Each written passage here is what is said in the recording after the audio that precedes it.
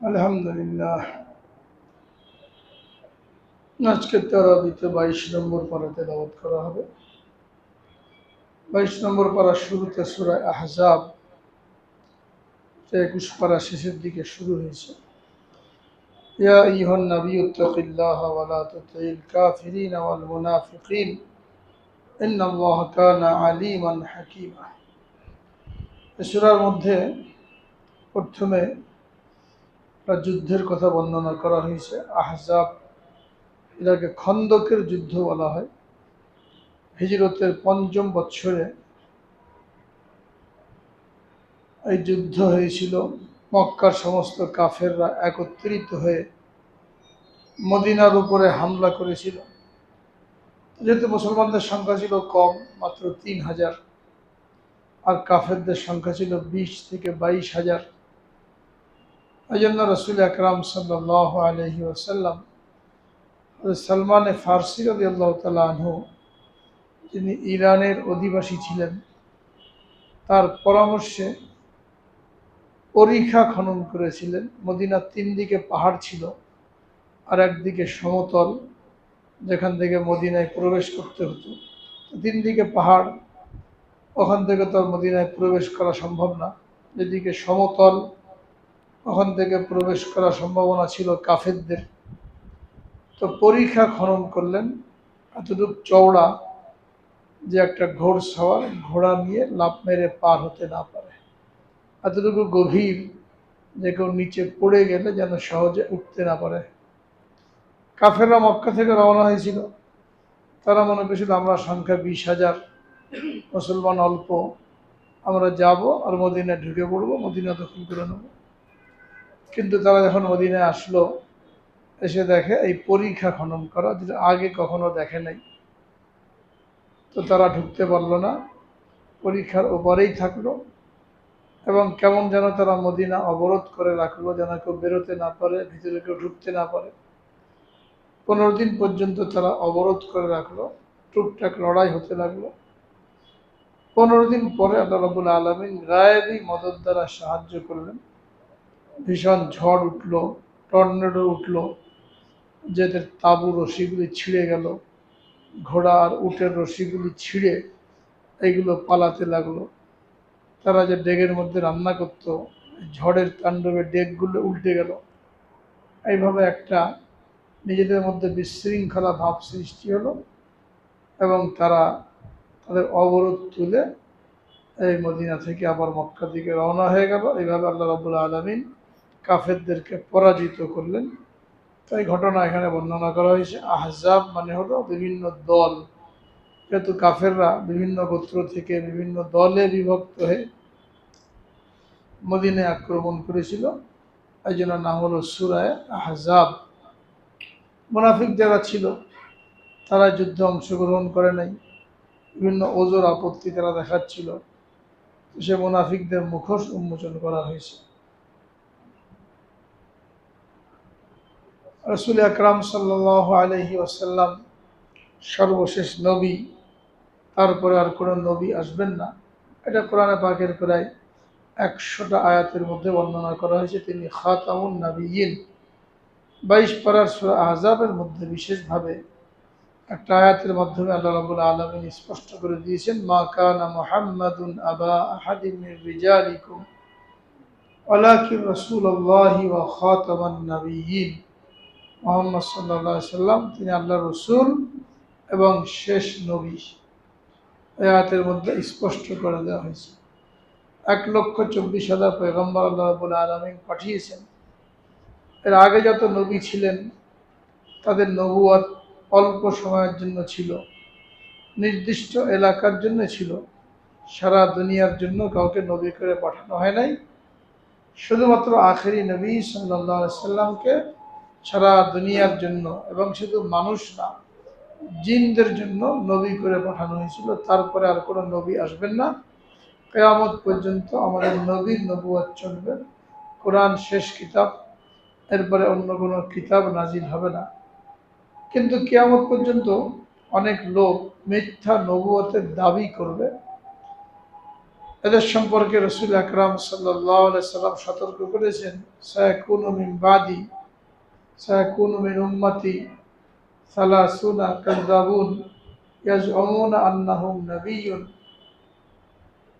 ওয়া আনা খাতামুন নাবিয়্যিন লা নাবিয়্যা বাদি। আমার পরে আমার উম্মতের মধ্যে 30 জন মিথ্যা নবুয়তের দাবিদারের আবির্ভাব হবে। তারা দাবি করবে আমরা নবী। নবীজি বলেন, খুব ভালো করে শুনে রাখো, আমি শেষ নবী, আমার পরে আর কোনো নবী নাই। এখানে স্পষ্ট করে দেওয়া হয়েছে যে আমাদের নবী আখেরি নবী। সুতরাং আমাদের নবীজির পরে কেউ যদি নবুয়ত দাবি করে সে যেমন কাফের, তাকে যদি কেউ নবী মানে তো সেও কাফের। যেমন আমাদের দেশে কাদিয়ানি আছে একটা দল, ওদেরকে কাদিয়ানি বলা হয়। এই কাদিয়ানিরা কাফের। কাদিয়ানিরা একজনকে নবী মানে, যাকে ইংরেজরা দাঁড় করিয়েছিল। তার নাম হলো গোলাম আহমদ কাদিয়ানি। ইংরেজরা যখন ভারতবর্ষ দখল করলো তখন তারা মুসলমানদের ভিতরে পরস্পরের লড়াই লাগানোর জন্য কতগুলো ফেরকা তৈরি করেছিল। এদের পৃষ্ঠপোষকতায় টাকা পয়সা দিয়ে সাপোর্ট করে কতগুলো দল তৈরি করেছিল, তাতে করে মুসলমানরা এদেরকে নিয়ে ব্যস্ত থাকে আর তারা নির্বিঘ্নে শাসন কার্য চালাতে পারে। তার মধ্যে একটা দল হলো এই কাদিয়ানি, যারা কাফের। গোলাম আহমদ কাদিয়ানি ইংরেজদের কেরানিগিরি করত, অতি লোভী ছিল। তো তাকে তারা চিনতে পেরে তাকে দিয়ে কাজ নিল এবং 1904 সালে সে নিজেকে নবী বলে দাবি করল। এরপরে ওলামায়ে কেরাম তার মোকাবেলা করেছেন, তার কথার উত্তর দিয়েছেন। কিন্তু একটা বাতিল দল দাঁড়িয়ে গেলে তার কিছু না কিছু অনুসারী থাকেই।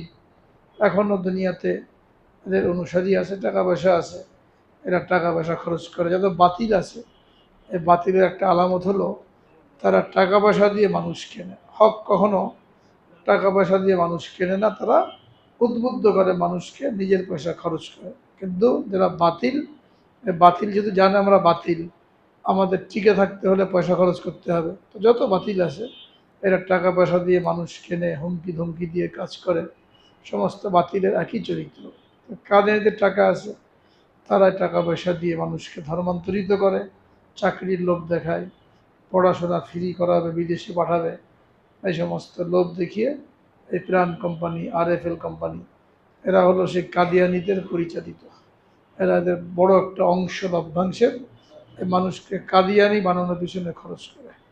যেমন কাদিয়ানিরা কাফের, যারা গোলাম আহমদ কাদিয়ানিকে নবী মানবে তারাও কাফের। এদের সাথে বিবাহ শাদী করা, উঠা বসা করা, লেনদেন, এগুলো সম্পূর্ণ হারাম। মুসলমানদের কবরস্থানে দাফন করা এটাও নিষেধ, যদি তারা মুসলমান না। এদের থেকে আমাদের সতর্ক থাকা দরকার। যদি এটা না মানা হয় তাহলে কোরআন শরীফের আয়াতকে অস্বীকার করার কারণে ওই ব্যক্তিও কাফির হয়ে যাবে।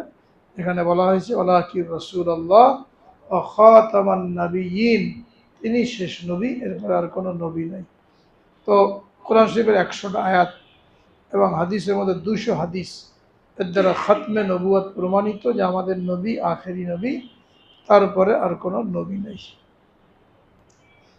যারা আল্লাহ আল্লাহ রসুলের সাথে বেয়াদবি করে, বেয়াদবিমূলক কথাবার্তা বলে, তাদের সম্পর্কে আল্লাহ রাব্বুল আলামিন আয়াত নাজিল করেছেন, ইন্নাল্লাযীনা ইউযুনাল্লাহা ওয়া রাসূলাহু লা'নাহুমুল্লাহু ফিদ দুনিয়া ওয়াল আখিরাহ ওয়া আ'আদ্দা লাহুম আযাবাম মুহিনা। যারা আল্লাহ আল্লাহ রসুলকে কষ্ট দেয়। কেমনে কষ্ট দেয়? আল্লাহ সম্পর্কে উল্টাপাল্টা কথা বলে, নবী সম্পর্কে উল্টাপাল্টা কথা বলে, অনেক লোক আছে, এরা আল্লাহকে কষ্ট দিল। আল্লাহ রাব্বুল আলামিন বলেন লা'নাহুমুল্লাহ, এদের উপরে লানত বর্ষিত হয়ে থাকবে দুনিয়াতে আখিরাতে। ওয়া'আদ্দা লাহুম আযাবাম মুহিনা, এদের জন্য লাঞ্ছনাকর শাস্তি প্রস্তুত রয়েছে। যেন আমাদের মুখ দিয়ে কখনো এরকম কথা বের না হয় যে আল্লাহর শানে অবমাননা হয়, নবীজির শানে অবমাননা হয়। অনেক মহিলা আছে, তারা ঝগড়াঝাটির সময় রাগের মাথায় এরকম কথা বলে ফেলে। এরকম কথা যদি বলে আল্লাহ এবং আল্লাহ রসুলের শানে অবমাননা হয়, তাহলে কিন্তু ঈমান থাকবে না, ঈমান চলে যাবে। আর ঈমান চলে গেলে বিবাহ নষ্ট হয়ে যাবে, বিবাহ সম্পর্ক বহাল থাকবে না। এজন্য খুব সতর্ক থাকতে হবে, কোনো অবস্থাতেই এই সমস্ত কথা মুখ দিয়ে বের না হয়। ইয়া আইয়ুহান নাবিয়্যু কুল লিআজওয়াজিকা ওয়া বানাতিকা ওয়া নিসাইল মুমিনিন ইউদনিনা আলাইহিন্না মিন জালাবিবিহিন। আয়াতের মধ্যে আল্লাহ রাব্বুল আলামিন পর্দার বিধান নাজিল করে রাসূল আকরাম সাল্লাল্লাহু আলাইহি সাল্লামকে বলেন, হে নবী, আপনি আপনার স্ত্রীদেরকে, আপনার কন্যাদেরকে এবং মুমিন নারীদেরকে বলে দিন তারা যেন লম্বা চাদর দিয়ে নিজেদের চেহারা ঢেকে রাখে, এই চেহারা যেন পরপুরুষে না দেখে। এই আয়াত দ্বারা পর্দা করা ফরজ, এবং পর্দার বড় একটা অংশ হচ্ছে চেহারা ঢেকে রাখতে হবে। চেহারা খোলা রেখে বাইরে যাওয়া, পরপুরুষের সামনে যাওয়া, এই আয়াতকে লঙ্ঘন করা, এই আয়াতের হুকুমকে অমান্য করার নামান্তর। অনেক মহিলা আছে বোরকা পরে কিন্তু চেহারা খোলা থাকে, মাথায় কাপড় দিয়ে রাখে, স্কার্ফ পরে রাখে, চেহারা খোলা। তারা মনে করে এইটাই পর্দার জন্য যথেষ্ট। এটা ভুল ধারণা। পর্দার মূল উদ্দেশ্য হলো নারীর সৌন্দর্যকে ঢেকে রাখা, যাতে করে নারীর সৌন্দর্য দেখে পুরুষ তার প্রতি প্রলুব্ধ না হয় এবং তাকে ক্ষতি করার জন্য চেষ্টা না করে, নারীর ইজ্জত এবং সতীত্বের রক্ষা হয়। যত রকমের দুর্ঘটনা ঘটে নারীর চেহারা প্রদর্শনের কারণেই কেউ তাকে পছন্দ করে, তার প্রতি আসক্ত হয়, এবং যত অপকর্ম ঘটে। যদি চেহারা ঢেকে রাখে তাহলে এটা হয় না। তো এখানে ভুল ধারণা, বোরকা পরে, মাথায় স্কার্ফ পরে, মনে করে যথেষ্ট। চেহারা যদি না ঢাকে তো কোনো লাভ না। ওই থ্রি পিস পরে ঘুরে বেড়ানো, শাড়ি ব্লাউজ পরে ঘুরে বেড়ানো আর বোরকা পরে চেহারা খুলে ঘুরে বেড়ানো একই কথা। মূল হলো পর্দা। রাসূল আকরাম সাল্লাল্লাহু আলাইহি সাল্লাম নিজের কন্যা, স্ত্রী এবং তখনকার মুমিন নারী সকলকে প্র্যাকটিক্যালভাবে এই পর্দার বিধান শিখিয়ে দিয়েছেন। এই আয়াতের মধ্যে আল্লাহ বলছেন, ইউদনিনা আলাইহিন্না মিন জালাবিবিহিন্না, তারা যেন তাদের চাদরকে লম্বা করে চেহারার মধ্যে ঝুলিয়ে দেয়। তখন তো বোরকা ছিল না, বড় চাদর পরে মহিলারা বের হতো, চাদরটা এমন করে পরতো যেন চেহারা ঢাকা পড়ে যায়। এখন তো সহজ সুরত, বোরকা পরলে আর ঝামেলা থাকে না। এই জন্য চেহারা ঢাকতে হবে। আমরা সকলেই আমাদের মা, বোন, স্ত্রী যারা আছে, আল্লাহর পাকড়াও থেকে বাঁচার জন্য ফরজ বিধান যেন আমাদের দ্বারা লঙ্ঘন না হয়, পর্দার মধ্যে রাখার জন্য চেষ্টা করব। এটা কোনো কৈফিয়ত চলবে না যে স্ত্রী মানতে চায় না, পর্দা করতে চায় না, বোরকা পড়তে চায় না, এই সমস্ত কোনো কৈফিয়ত আল্লাহ পাকের দরবারে চলবে না। এগুলো ফরজ। নামাজ পড়া যেমন ফরজ, রোজা রাখা যেমন ফরজ, মহিলাদের জন্য চেহারা ঢেকে রাখা একই রকম ফরজ। নামাজ পড়লাম, রোজা রাখলাম, আবার রোজা রেখে মার্কেটে যাচ্ছে মহিলা, শত শত সব চেহারা খোলা, এই রোজা রেখে কী লাভ? একটা ফরজ করে আর একটা ফরজ লঙ্ঘন করা হচ্ছে। সকলেই এহতেমাম করতে হবে এবং কবরের কথা স্মরণ করতে হবে, যেন আল্লাহর হুকুম লঙ্ঘন করে আমার সৌন্দর্য অন্যকে দেখাচ্ছি, আমার স্ত্রী পরপুরুষের সামনে চেহারা খুলে চলে যাচ্ছে, তার জন্য তো আমাকে পাকড়াও করা হবে কিয়ামতের দিন। যেহেতু প্রত্যেক স্বামীর জন্য জরুরি তার স্ত্রীকে পরিপূর্ণ শরীয়তের পাবন্দ করা, সে মানতে চাক আর না চায়। যদি কেউ মানতে না চায় তাকে তালাক দিতে বলা হয়েছে। আল্লাহর হুকুম যে মানতে চায় না, শরীয়ত যে মানতে চায় না, তাকে সতর্ক করতে হবে। সতর্ক না হলে তাকে পরিত্যাগ করে অন্য কোনো দিনদার মহিলাকে বিবাহ করতে হবে। আল্লাহ তালা অনেক মহিলা রেখেছেন যে আল্লাহর হুকুম মানল না, আল্লাহর হুকুম না মেনে কেমন যেন আল্লাহর সাথে সরাসরি বিদ্রোহ ঘোষণা করলো। তাকে নিয়ে আমি ঘর সংসার করলাম, তার ভরণ পোষণের ব্যবস্থা করলাম, মাথার ঘাম পায়ে ফেলে তার চাহিদা পুরা করলাম, আর সে আমার জাহান্নামে যাওয়ার কারণ হবে। তো সূরা আহজাব অত্যন্ত গুরুত্বপূর্ণ। 18 পারা সূরা নূরের মধ্যে যেমন পর্দার বিধান বর্ণনা করা হয়েছে, এই 22 পারার সূরা আহজাবের মধ্যেও পর্দার বিধান অত্যন্ত গুরুত্বের সাথে বর্ণনা করা হয়েছে। এইগুলো নিজেরা জানা এবং ঘরে মা বোনদেরকে তালিম করে জানানো এটা জরুরি। এরপরে সূরা হলো সূরা সাবা। সাবা হলো ইয়ামানের একটা রাজ্য ছিল, যেখানে রানী বিলকিসের কথা পিছনে আলোচনা হয়েছে, তার রাজত্ব ছিল। তো এই সাবা রাজ্যের মধ্যে আল্লাহ রাব্বুল আলামিন অনেক নিয়ামত দিয়েছিলেন লোকদেরকে, লোকেরা খুব নিয়ামতের মধ্যে ছিল। আল্লাহ তাআলা নিয়ামত পেয়ে যদি নিয়ামতের নাশুকরি করা হয় তো আল্লাহ পাক নিয়ামতকে ছিনিয়ে নেন। তো তারা এই নিয়ামতের নাশুকরি করলো। নিয়ামতের নাশুকরি করার কারণে আল্লাহ রাব্বুল আলামিন তাদের উপরে আযাব চাপিয়ে দিলেন। তাদের শহর রক্ষা করার জন্য একটা বাঁধ ছিল, যে বাঁধের কারণে শহরে কোনো পানি প্রবেশ করতে পারতো না, এবং শহরে ফল, ফসল, বাগান এইগুলো খুব সুন্দর ছিল, প্রয়োজন মতন পানি ওখান থেকে নিয়ে আসা হতো। তাতে আরামে থাকার কারণে তার আল্লাহকে ভুলে গেল। নবী তাদেরকে সতর্ক করলেন, কিন্তু তারা এতে কান দিল না। তো এক সময় এই বাঁধ ভেঙে এই পুরা শহর ডুবে গেল, এবং তাদের এই শহর ধ্বংসপ্রাপ্ত হলো। কিছু লোক ওখান থেকে বেঁচে বিভিন্ন জায়গায় পাড়ি জমালো, কিছু লোক সিরিয়া চলে গেল, কিছু লোক মদিনায় চলে গেল। এইভাবে এই সাবা রাজ্য ধ্বংস হয়ে গেল। এটা আল্লাহ রাব্বুল আলামিনের সূরার মধ্যে বয়ান করেছেন, লাকাদ কানা লিসাবাইন ফি মাসকানিহিম আয়া জান্নাতানি আন ইয়ামিনি ওয়া শিমাল। সাবাবাসীদের মধ্যে তোমাদের জন্য নিদর্শন রয়েছে, তাদেরকে আমি ফুলে ফলে সুশোভিত বাগান দান করেছিলাম, ডানে বামে ফলের বাগান, ফুলের বাগান। তাফসীরে কিতাবে পাওয়া যায় যে বাগানগুলো এমন ছিল, কেউ যদি মাথায় একটা টুকরি নিয়ে হাঁটতে শুরু করতো, তা আপেল ইত্যাদি পড়ে তার টুকরি ভরে যেত, পাড়ার দরকার হতো না, এরকম ঘন ঘন গাছপালা ছিল। কিন্তু তারা এই নেয়ামতের নাশুকরি করার কারণে আল্লাহ রাব্বুল আলামিন ধ্বংস করে দিলেন। তো এই ঘটনা বর্ণনা করার দ্বারা মানুষকে সতর্ক করা উদ্দেশ্য যে আল্লাহ তাআলার নেয়ামতের শুকরিয়া তোমরা আদায় করো। এরপরে সূরা ফাতির, আলহামদুলিল্লাহ ফাতিরিস সামাওয়াতি ওয়াল আরদ জাইলিল মালাইকাতি রুসুলান উলি আজনিহাতিম মাসনা ওয়া সুলাসা ওয়া রুবা। এখানে আল্লাহ রাব্বুল আলামিন তার কুদরতের কথা বর্ণনা করেছেন, পাহাড় তৈরি করেছেন, বাগান তৈরি করেছেন, পানি বিভিন্ন রকমের মানুষের পিপাসা দূর করার জন্য মিষ্টি পানি দিয়েছেন, আবার সমুদ্রের মধ্যে লবণাক্ত পানি দিয়েছেন। এই সমস্তগুলি আল্লাহ তাআলার নেয়ামত এবং কুদরতের নমুনা। এটা বয়ান করে মানুষকে আল্লাহ পাকের উপরে ঈমান আনতে এবং আল্লাহর হুকুম মানার জন্য নির্দেশ দিয়েছেন। আমাদের আমল করার তৌফিক দান করেন। আমরা এলান শুনি, সেটা হলো আমাদের এখানে রমজানে মসজিদের তো খরচ অনেক বেশি। এখানে যারা স্টাফ আছে সকলকে বেতনের সাথে সাথে বোনাস দেওয়া হয়। এরপরে মসজিদের বিভিন্ন রকমের খরচপাতির কারণে আপনাদের সহযোগিতার মাধ্যমে এটা পুরা করা হয়। তো রমজানের শেষ দশকে তারাবির নামাজের পরে এখানে রুমাল চালানো হয় 10 দিন, যে আমরা সাধ্য মতন এখানে প্রত্যেক দিন কিছু কিছু দান করতে থাকবো।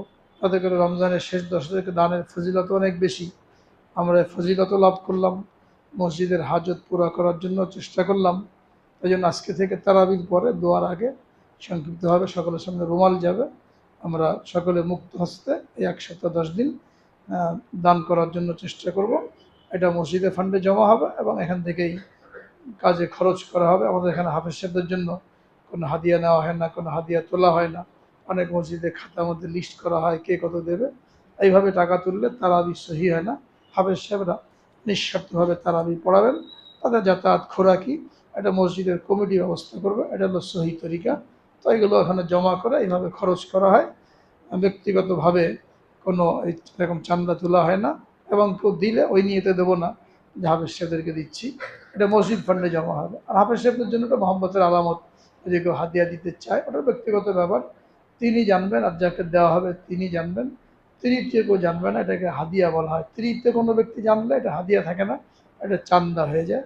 এটা দেওয়া নিষেধ না, কিন্তু খুবই গোপনে, এবং এটা না মনে করে যে আমি তারাবির বিনিময় দিচ্ছি। বরং রমজানে দিলে সব বেশি। আমরা কোরআন শরীফ শুনতে পাচ্ছি, হ্যাঁ, তারা আল্লাহর কালামকে সিনার মধ্যে ধারণ করেছে মহব্বতের কারণে, দিলে এটা কোনো নিষেধ না।